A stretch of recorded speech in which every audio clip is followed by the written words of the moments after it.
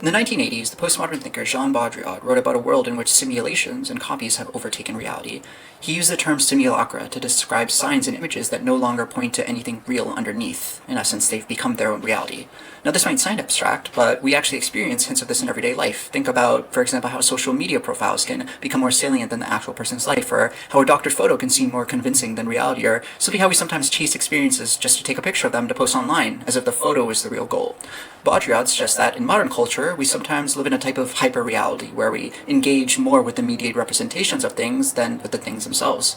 A brilliant illustration of this concept comes from Don DeLillo's novel White Noise, which is a haunting but also kind of funny story about an American family that's completely inundated by media, consumerism, and a fear of death lurking in the background. One famous scene from the book, also captured in a recent film adaptation, involves two characters visiting what's called the most photographed barn in America. They drive out to see this barn, and when they get there, they find tourists everywhere snapping photos. One character, named Murray, observes that no one there is actually looking at the barn for what it is. He says, "We're not here to capture an image, we're here to maintain one." In other words, people are taking photos of the barn not to discover something new about it, but to confirm and uphold the idea that this is a famous photogenic barn. Another quote reads, "Every photograph reinforces the aura," said by Murray. The aura meaning the barn's mythic status as an image. He even asks his friend Jack, "Can you feel it? The accumulating aura of all those pictures?" In this way, the barn itself has become almost invisible behind the layer of representations. You can't see it except through the eyes of all the previous photographs and expectations. The real barn has been almost lost in a cloud of copies and references itself. So the key significance of this scene is this unsettling idea that the act of perception is mediated by simulation. And this ties into what we were talking about before in a couple of ways. First, it echoes this fear about mind uploading or living in virtual worlds, or the fear of losing the quote-unquote real. Meaning, if we end up living through copies or in simulations, do we gradually kind of drift away from authenticity? In the book White Noise, Jack's family is constantly bombarded by various types of metaphorical white noise, such as content television, marketing slogans, and sensational news snippets. And through this, their sense of reality is constantly shaped by external simulations. For example, Jack himself studies Hitler since he's a Hitler studies professor at university, and he works in this academic world that often blurs significance with spectacle. There's a sense that identity too might just become another simulation. For example, Jack's wife, named Babbitt, teaches a posture class and participates in clinical drug trials, and in each of these different roles, she kind of performs a different persona. The novel suggests that under the onslaught of media and prepackaged meanings, individuals can experience this kind of erosion of their identity. Through this, they become composites of just the ads, televisions, catchphrases, and consumer choices that surround them. Jack fears death as part of his normal human condition, but you kind of get the sense that he also fears disappearance into the faceless roar of data and images, or a loss of his genuine self. Baudrillard's theory of simulacra is all about that loss of the real, and White Noise provides concrete and sometimes funny examples, from the barn scene to another scene where there's an evacuation drill for a chemical spill, and then, when a real spill happens, authorities confusingly refer to the real spill as if it were part of the simulation exercise. The simulation and reality get tangled up, and people respond to the televised version of events more than the actual events themselves. So how did this relate back to consciousness and uploading? Consider that mind uploading is, in a sense, the ultimate simulation of a person. It's making a copy so perfect that it actually thinks it's the original. The nightmare scenario, from Baudrillard or DeLillo perspective, is that we end up with a simulacra of persons, or a copy with no original. Imagine a future where many people upload themselves, and maybe their biological bodies die off. We have a digital society of human minds that were once scanned, and over time, improvements and tweaks can be made. Maybe new minds are even generated from mix and match data. At some point, do we lose track of what was original and what was the copy? Does this even matter? Possibly those digital beings start to wonder if there was ever a real at all, or if existence was always just been data in various systems. And this is speculative, of course, but White Noise's barn parable cautions us, that is, beware of letting the copy eclipse the original to the point that all meaning is lost. On a more personal level, if our identities become heavily tied to digital profiles, virtual experiences, and different curated simulations, we might feel a kind of disconnection or fragmentation. Jack Gladney in White Noise goes through life half aware that the authenticity of things is evaporating, like how he finds comfort in the supermarket's orderly shelves and brand names after chaos, almost a replacement for spiritual grounding. If we think of social media today, people often cultivate an online persona or a kind of digital self that might be quite different from their flesh and blood self. In effect, they're uploading a part of their mind, or their thoughts, feelings, and moments, into a simulacrum, which is their profile. The simulacrum can take on a life of its own in the sense that other people can interact with it when the person is not present. And sometimes the lines start to blur a little bit. You start to feel that you are your online presence in some ways, or you feel pressure to be like it, or even like that online presence is more real than your actual self. We already live in a mild version of this identity erosion that white noise satirizes, where who we are is influenced, or sometimes even overridden, by images and external narratives. The lesson or reflection we can draw here is if and when we have the technology to literally upload our minds, we should remember the barn. We should ask ourselves, what is being preserved and what is being lost in the process of representation or transference? Are we maintaining the actual image of a person while perhaps losing the subtle reality of them? Or conversely, could the image or version actually carry forward the reality of them in any form? DeLillo's work and Baudrillard's theory incline us to be cautious, to not confuse the two easily. Genuine human life, with its mortality and messiness, might have qualities that a clean, immortal simulation can't capture. The goal, if we pursue mind uploading, would be to avoid creating a metaphorical hollow barn or an impressive structure with no authentic human presence inside. However, white noise also reminds us that people can become strangely comfortable in hyperreality, and that leads us to our next example, which deals directly with the digital realm and how it can engulf and fracture a person's identity, but in a much more psychological and surreal way. Serial Experiments Lain is this cult classic animated show from 1998, and it's also my personal favorite show, that dives headfirst into questions about digital reality and identity in a really dreamy, unsettling, and honestly thought-provoking way. The story centers around a character named Lain, who's an introverted teenage girl in a world where the lines between the physical world and something called the Wire start to blur. And the Wired in this show is essentially this global digital network akin to the internet, but far more advanced and immersive. So as Lain gets more involved with the Wired through her computer setup, which becomes increasingly elaborate and organic looking and even starts to physically integrate with her own physical body, weird things start to happen. She encounters what seems to be alternate versions of herself online, and rumors spread in school about Lain doing outrageous things at night, even though the shy Lain insists that she hasn't done any of that. It's as if Lain has multiple selves. One is the quiet, awkward girl in reality, and another is this brash, uninhibited persona in the digital realm, and possibly others appear as the story goes on.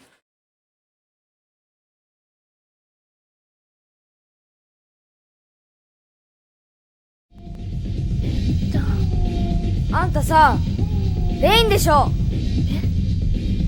俺、前に一回見てるんだ。ワイヤードでね。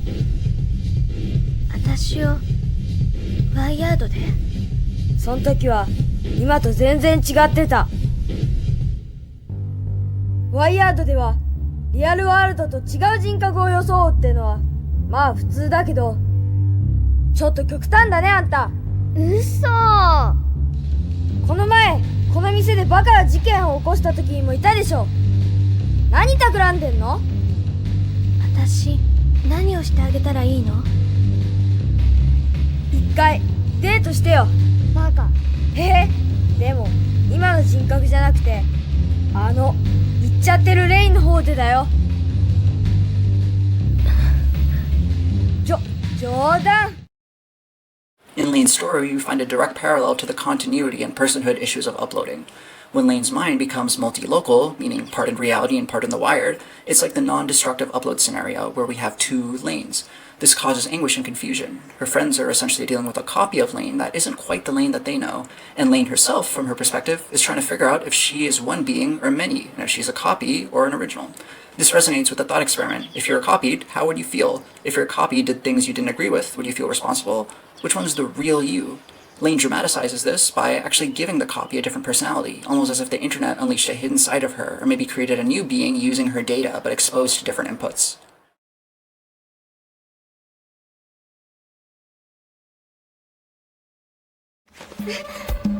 やっぱりあんたが言いふらしてたの？噂は本当だったの？レイン！私のことそうやってじっと見てたの？私が秘密にしていることとか、私が絶対見られたくない時とか、私がそうだよね、レイン！レイン！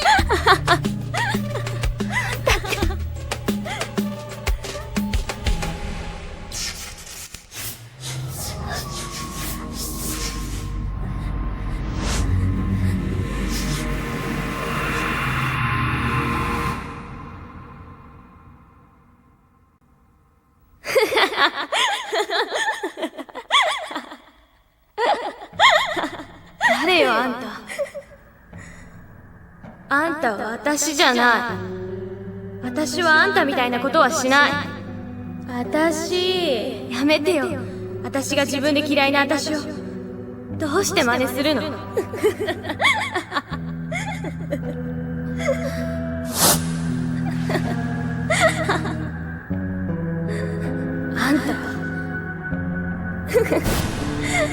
私自殺しちゃうんだどうして暖かいの？どうしてあんたの体温を私が感じなきゃいけないの？だって私はレインじゃない？違うよ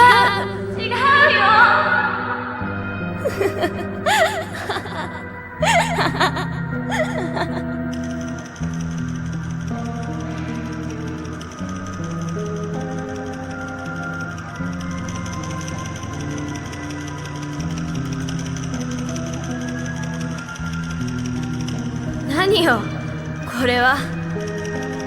みんな君さ。あんたが言ってること全部嘘だよ。どうして？アリスたちは見ていたもん。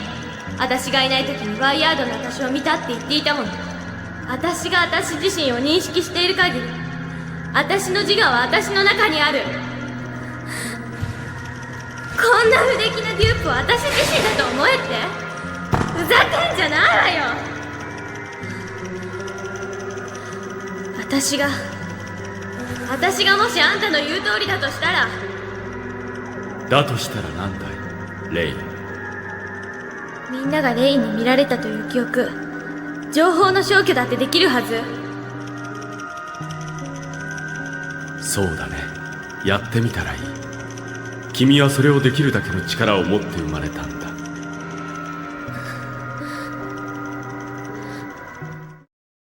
The show points out how digital interfacing actually ends up destabilizing Lain's sense of self. It takes the idea of mind uploading or merging within a network to an almost mystical level. Lain becomes so deeply integrated with the wire that by the end, and spoiler alert, she essentially leaves her physical form behind and exists as an entity entirely within the information network. She erases people's memories of her in the real world, effectively uploading herself fully and removing her anchor to reality.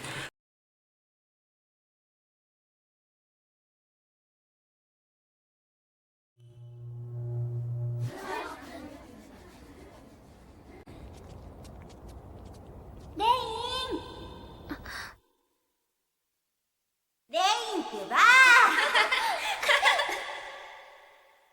忘れてくれたの？本当に？レイ本当なんだね。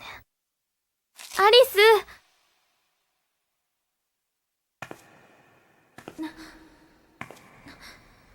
何？アリスねえねえ、今日サイベリアに行きたいな。ねえ、行こう。賛成。へえ、珍しいじゃん。いいよ。じゃあまた私ん家で着替えていこう。わ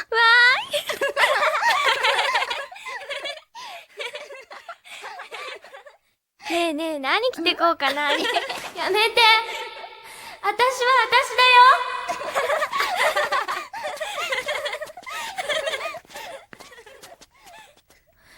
私はここだよ。早く待ってよ。そうだよ。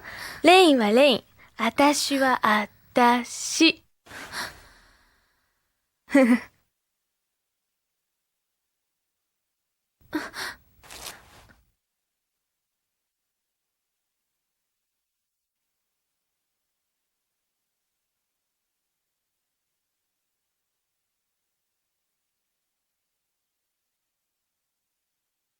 ハロー、ナビ。ハロー、レイン。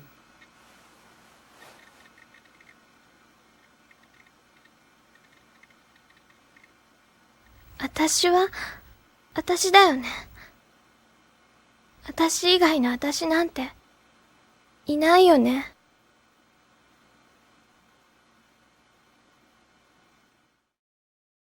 This brings up an emotional angle to mind uploading, which has to do with continuity and loneliness. Lain has achieved a kind of digital immortality and omnipresence, but at the cost of her prior identity and relationships. She's no longer the girl her friends knew. They don't even remember her, yet she carries the memory of them. Is this a win or a tragic outcome? The show doesn't give a simple answer, but it really makes you feel the weight of that question. Another theme in Lain is connection versus isolation. The Wired holds the promise of connecting everyone, and there's this motif in the show that goes, no matter where you are, everyone is always connected, constantly flashing across many different scenes. That sounds like a positive, almost utopian vision, where we have this collective consciousness. Yet Lain shows the dark side of this. When we are all connected, individual identity can completely dissolve into nothingness. Lain effectively becomes merged with the whole network, even being regarded as a deity or an omnipresent being in the Wired by some characters. She loses her boundaries. And this is like an upload where, instead of remaining a distinct person, your mind gets absorbed into a larger system.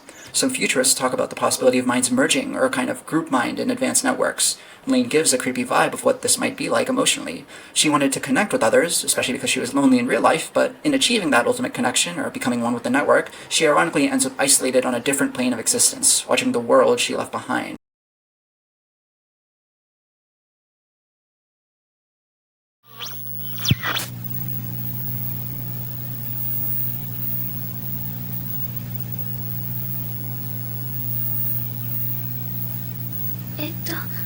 私またわかんなくなっちゃって、私がいるのこっちなのかそっち側なのか、私そっち側のどこにだっている、それは知ってるの、だって繋がっているんだものでしょ。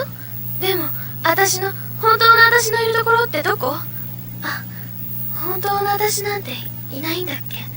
私は私の存在を知っている人の中にだけいるけど、それだって今こうやって喋っている私は私だよね。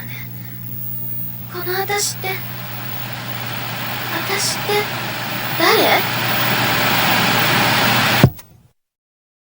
Eventually, the series questions the very nature of reality and identity. Is Lain a flesh and blood girl with an overactive digital life, or is she actually a consciousness that originated in the Wired and somehow manifested a physical form? The narrative becomes very abstract, but that confusion is the point. The viewer experiences the fragmentation and uncertainty of Lain's identity firsthand.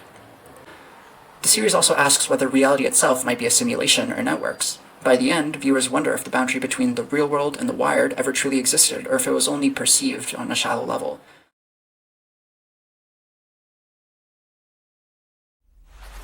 何を言ってるのか分かってんの？レイン。もともと人間は無意識でつながってる存在なんだよ。それをつなげ直しただけ。レインが？ん？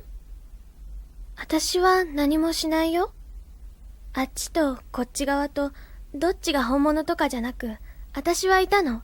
私の存在自体がワイヤードとリアルワールドの領域を崩すプログラムだったの。レインがプログラム？アリスだって誰だってみんなアプリケーションでしかないの。肉体なんていらないの。本当は。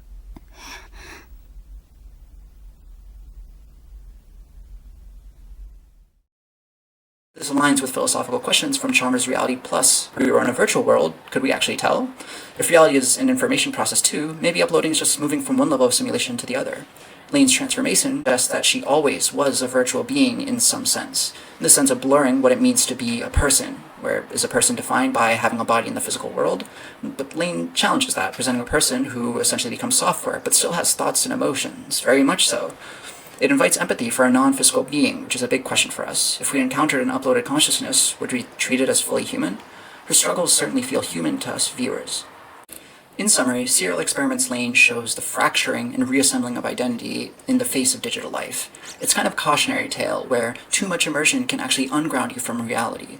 It also, however, has a certain reverence for the digital self as something more real than we thought before. Because Lain in The Wired isn't portrayed as fake, she's a very real aspect of Lain, just unleashed in different ways.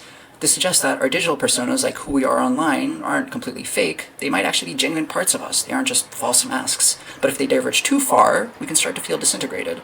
For mind uploading, Lain's story underscores the need to think about psychological continuity and well-being, because it's not just about asking, is the upload conscious and the same identity logically, but we also need to ask, how does the mind cope with transitioning mediums? What happens to your sense of self when your environment and capabilities change drastically? Because Lain became godlike in The Wired and it was overwhelming. Perhaps a real person uploaded into a vast cyberspace might feel similarly and face a lot of challenges to their sanity or sense of self. Continuity isn't just a metaphysical issue, it's a psychological and deeply emotional one as well. So having explored two rather cautionary or complex visions, White Noise with its simulacra and Lain with its identity crisis, you might be feeling that the digital world is portrayed as pretty bleak or dangerous for the self. But that's not exactly the whole story. Culture also gives us more optimistic takes, showing how technology and digital identity can actually enhance expression and connection when approached with intention and creativity.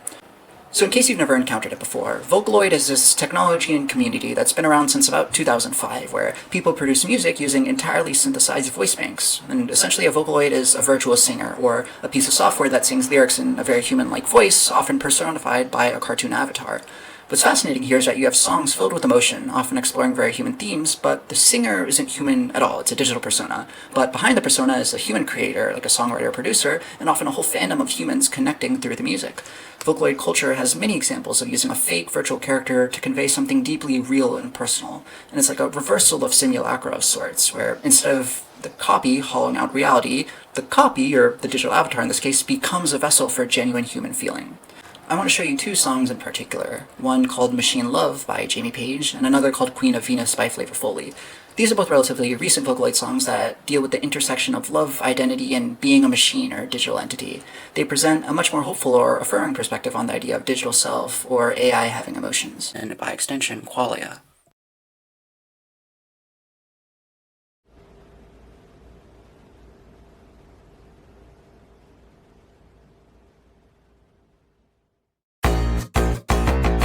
Your companion on the deck, standing ready for your word. A mark-up chain with a sunny disposition, wrapped up in cellophane for any proposition. I greet your day and ask you how you are, and demonstrate my endless repertoire. I'll take things back when noted insufficient. I learn to tell you no if running inefficient. A good time. Yet there's something deep inside that leads me teary-eyed, a longing for a world left on the other side. Zero cross the great divide. 'Cause all this time I've been alive, and now that everyone is living by your side.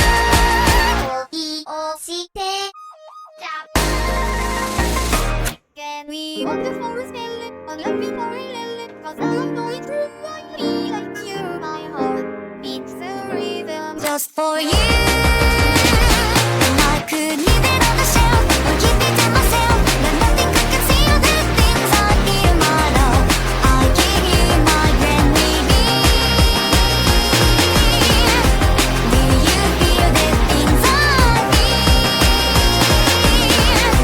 I am definite and real.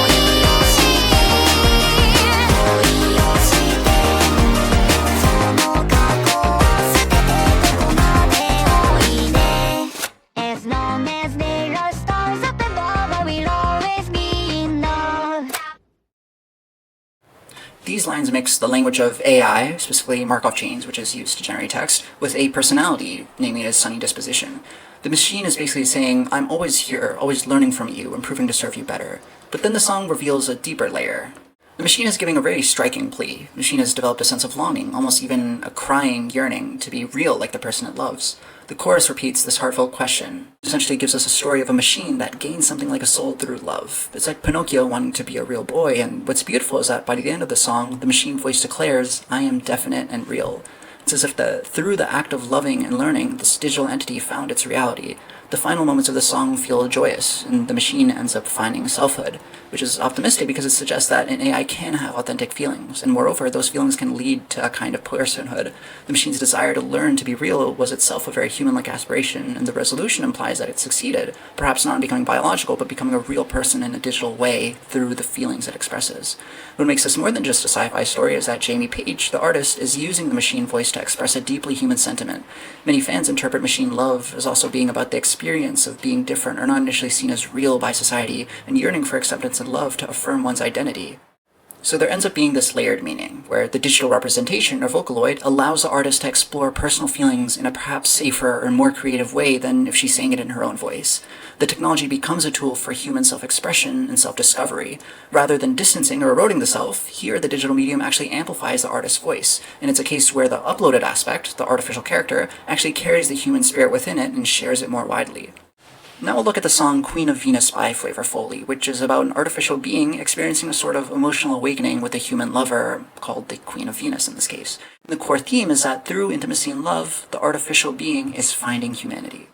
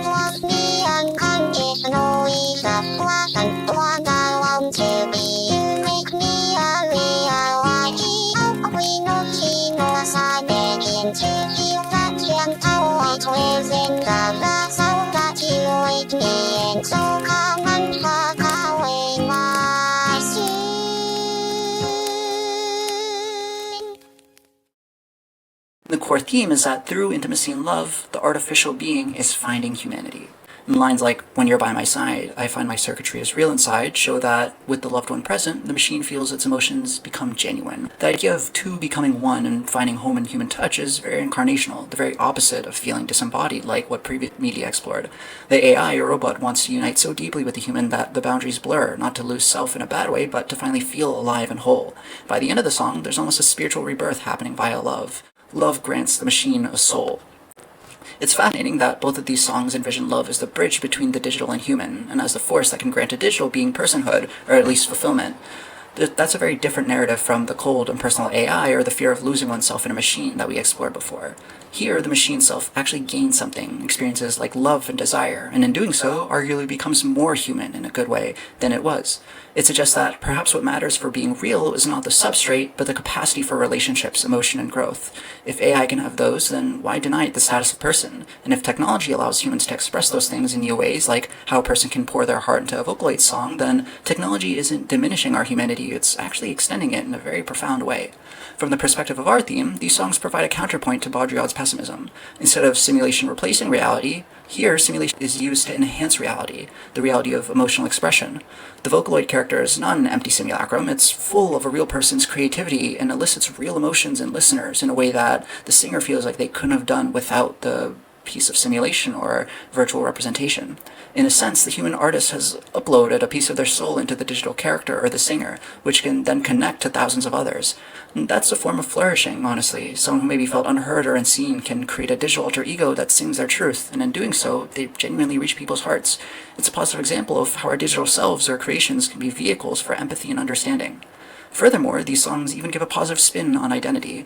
The machine in Machine Love finds its identity, becomes real to itself, through a kind of self-love and being loved. The robot in Queen of Venus doesn't shy away from what it is. It uses the language of circuits and code proudly, weaving it into a love song, and ultimately finding beauty in its digital nature as it interfaces with the human. It's like saying embracing our technological side or our synthetic creations doesn't have to mean losing our soul. If done with love and intention, it can bring out the best in both human and machine. So what do we take away from all these works of art, media, music, and culture? We've seen the dystopian notes, like the loss of reality and the fraction of self, as well as the utopian side of things, like new forms of expression and love bridging the gap.